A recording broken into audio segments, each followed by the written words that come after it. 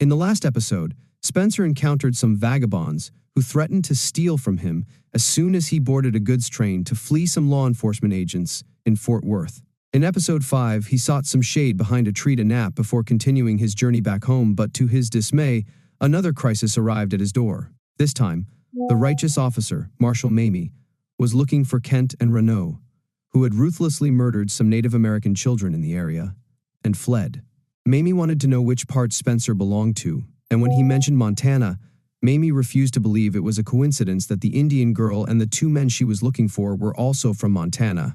Mamie felt Spencer was also a criminal, so she invited him to accompany them to a neighboring station in Amarillo so that they could phone his hometown and confirm the information. At the station, Mamie spoke with Sheriff McDowell, who evidently knew Spencer Dutton, and informed her that the president had awarded him the Congressional Medal of Honor for his efforts during World War I.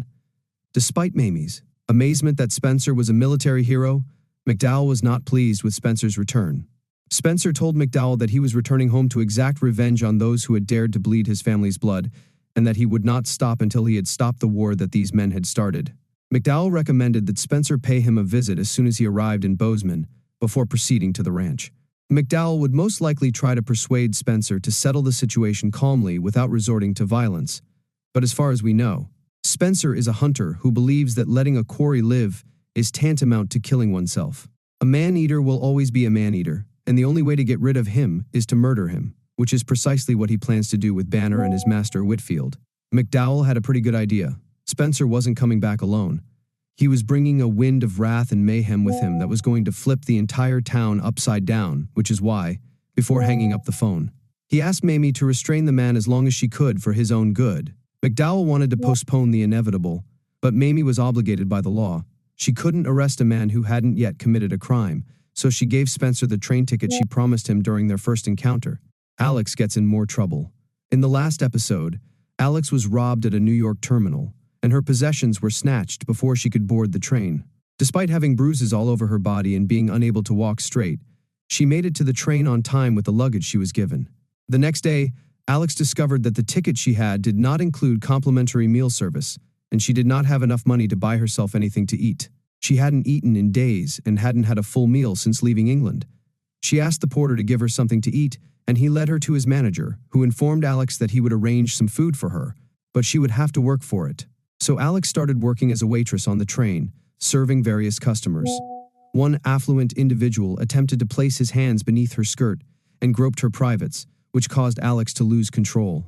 She smashed his face in with the steel coffee jar she was holding, and for this, she was imprisoned in a cage at the back of the train. Alex attempted to explain the situation, but as is often the case, men in positions of power become deaf when others below them seek justice, and Alex was no exception. The train's in charge placed more trust in the remarks of the man dressed in nice clothes than in the woman in the waitress outfit. They refused to listen to Alex's appeals and labeled her as a mad criminal destined for the cage.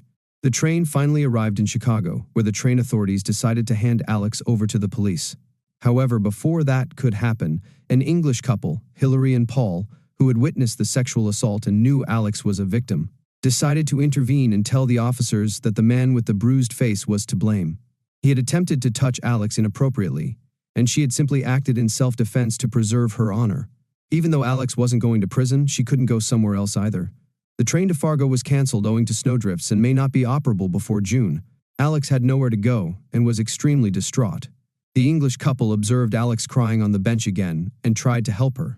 They asked her to accompany them to their home in Winnetka, where she could rest and recharge after her experiences. She could remain there until the Fargo train resumed service, at which point she could continue her journey to Montana to meet her husband. Thank you for watching.